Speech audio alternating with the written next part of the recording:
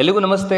ನಾನು ನಿಮ್ಮ MLM coach Sanjay ಮಾತಾಡ್ತಿರುವಂಥದ್ದು. ಸ್ನೇಹಿತರೆ, ಈ ಒಂದು ವಿಡಿಯೋದಲ್ಲಿ ನಿಮಗೆ ನಿಮ್ಮ ಬಿಸ್ನೆಸ್ನಲ್ಲಿ ಕೆಲವೊಂದಿಷ್ಟು ನಂಬರ್ಸ್ಗಳು ಗೊತ್ತಿದ್ರೆ ಡೈರೆಕ್ಟ್ ಸೆಲ್ಲಿಂಗ್ ಬಿಸ್ನೆಸ್ನಲ್ಲಿ ಗೆಲ್ಲೋದು ಗ್ಯಾರಂಟಿ.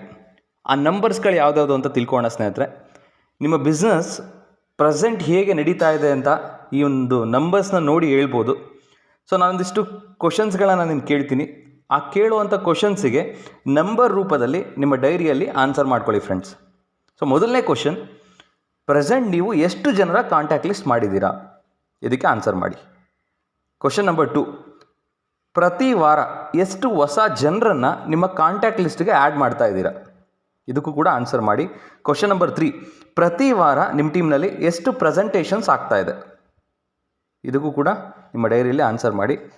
ಆ್ಯಂಡ್ 4th ಕ್ವಶನ್, ಪ್ರತಿ ವಾರ ನಿಮ್ಮ ಟೀಮ್ನಲ್ಲಿ ಎಷ್ಟು ಓಮ್ ಮೀಟಿಂಗ್ಸ್ ಆಗ್ತಾ ಇದೆ?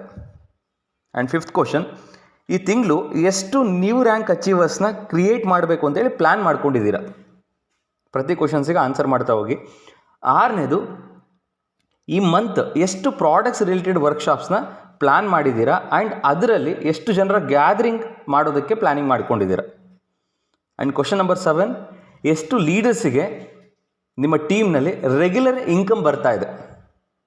ನಿಮ್ಮದು ವೀಕ್ಲಿ ಪೇಮೆಂಟ್ ಆಗಿದ್ದರೆ ವೀಕ್ಲಿ ಎಷ್ಟು ಜನ ಇನ್ಕಮ್ ತೊಗೋತಾ ಇದ್ದಾರೆ, ಮಂತ್ಲಿ ಪೇಔಟ್ ಆಗಿದ್ದರೆ ಮಂತ್ಲಿ ಎಷ್ಟು ಜನ ಪೇಮೆಂಟ್ ತೊಗೊಳ್ತಾ ಇದ್ದಾರೆ? ಇನ್ನು 8ನೇ ಕ್ವಶನ್, ಎಷ್ಟು ಜನ ಪ್ರೆಸೆಂಟ್ ನಿಮ್ಮ ಟೀಮ್ನಲ್ಲಿ ಫುಲ್ ಟೈಮರ್ ಇದ್ದಾರೆ ಆ್ಯಂಡ್ ಈ ಮಂತು ಎಷ್ಟು ಜನರನ್ನು ಹೊಸದಾಗಿ ಫುಲ್ ಟೈಮರ್ಸ್ ಆಗಿ ಪ್ಲ್ಯಾನ್ ಮಾಡ್ಕೊಳ್ತಾ ಇದ್ದೀರಾ? ಇನ್ನು 9ನೇ ಕ್ವಶನ್, ಎಷ್ಟು ಜನ ನಿಮ್ಮ ಟೀಮ್ನಲ್ಲಿ ಪ್ರೆಸೆಂಟೇಷನ್ ಕೊಡುವಂಥ ಪ್ರೆಸೆಂಟರ್ಸ್ ಇದ್ದಾರೆ?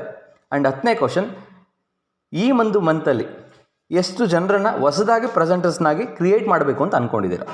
ಸೊ ಈ 10 ಕ್ವಶನ್ಸ್ಗಳಿಗೆ ನಿಮ್ಮ ಹತ್ರ ಆನ್ಸರ್ ಇದ್ದರೆ ಸ್ನೇಹಿತರೆ, ನಿಮ್ಮ ಬಿಸ್ನೆಸ್ ಎಲ್ಲಿ ಬಂದು ನಿಂತಿದೆ ಅನ್ನೋ ಒಂದು ಕ್ಲಾರಿಟಿ ನಿಮಗೆ ಸಿಗುತ್ತೆ.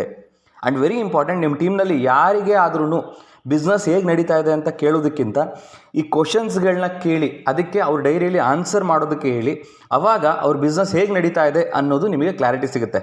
ಈ ಒಂದು ನಂಬರ್ ಒಂಥರ ಬ್ಲಡ್ ಟೆಸ್ಟ್ ರಿಪೋರ್ಟ್ ಇದ್ದಾಗೆ. ಹೇಗೆ ಒಬ್ಬ ವ್ಯಕ್ತಿಗೆ ಏನಾಗಿದೆ ಆರೋಗ್ಯದಲ್ಲಿ ಸಮಸ್ಯೆ ಅನ್ನೋದನ್ನು ತಿಳ್ಕೊಳ್ಳೋದಕ್ಕೆ ಒಂದು ಡಾಕ್ಟರ್ ಬ್ಲಡ್ ಟೆಸ್ಟ್ ರಿಪೋರ್ಟ್ನ ಮಾಡ್ಕೊಂಡು ಬನ್ನಿ, ಅದನ್ನು ನೋಡಿ ನಿಮ್ಗೆ ಹೇಳ್ತೀವಿ ಅಂತ ಹೇಳ್ತಾರೋ, ಅದೇ ಥರ ನಿಮ್ಮ ಟೀಮ್ನಲ್ಲಿರುವಂಥ ವ್ಯಕ್ತಿಗಳ ಬಿಸ್ನೆಸ್ ಹೇಗೆ ನಡೀತಾ ಇದೆ ಅಂತೇಳಿ ಈ ನಂಬರ್ಸಿಗೆ ಉತ್ತರವೇ ಅವರು ಬಿಸ್ನೆಸ್ ಹೇಗೆ ಮಾಡ್ತಾ ಇದ್ದಾರೆ ಅನ್ನೋದು ಕ್ಲಾರಿಟಿ ಸಿಗುತ್ತೆ. ಕ್ಲಿಯರ್? ಹಾಗಾಗಿ ಈ ಒಂದು ನಂಬರ್ಸ್ನ ಮೇಂಟೈನ್ ಮಾಡೋದು ತುಂಬ ಇಂಪಾರ್ಟೆಂಟ್. ಎವ್ರಿ ಮಂತ್ ಇದನ್ನು ಅಪ್ಡೇಟ್ ಮಾಡ್ತಾ ಹೋಗಿ, ಇದ್ರ ಕಡೆ ಫೋಕಸ್ ಮಾಡ್ತಾ ಹೋಗಿ. ನಿಮ್ಮ ನಂಬರೇ ನಿಮ್ಮ ಬಿಸ್ನೆಸ್ ಹೇಗೆ ನಡೀತಾ ಇದೆ ಅಥವಾ ಹೇಗೆ ನಡೆಸಬೇಕು ಅನ್ನೋ ಒಂದು ಕ್ಲಾರಿಟಿಯನ್ನು ತಂದುಕೊಡುತ್ತೆ. ಕ್ಲಿಯರ್? ಸೊ ಇಂಥ ಒಂದು ಅದ್ಭುತ ಎಜುಕೇಷನ್ನ ನೀವು ರೆಗ್ಯುಲರಾಗಿ ಪಡಿಬೇಕು ಅಂತಂದರೆ ಇದಕ್ಕೆ ರಿಲೇಟೆಡ್ ಒಂದು ಪುಸ್ತಕ ಇದೆ, ನೆಟ್ವರ್ಕ್ ಮಾರ್ಕೆಟಿಂಗ್ ಸಕ್ಸಸ್ ಮಂತ್ರಗಳು ಅಂತೇಳಿ. ಆ ಒಂದು ಪುಸ್ತಕವನ್ನು ನೀವು ಓದಿದ್ರೆ ಕಂಪ್ಲೀಟ್ ನಾಲೆಡ್ಜ್ ಈ ಒಂದು ಎಜುಕೇಷನ್ಗೆ ಸಂಬಂಧಪಟ್ಟಂಗೆ ನಿಮಗೆ ಸಿಗುತ್ತೆ ಅಂತ ಹೇಳ್ತಾ ನಾನು ಮಾತುಗಳನ್ನ ಮುಗಿಸ್ತೀನಿ. Thank you so much.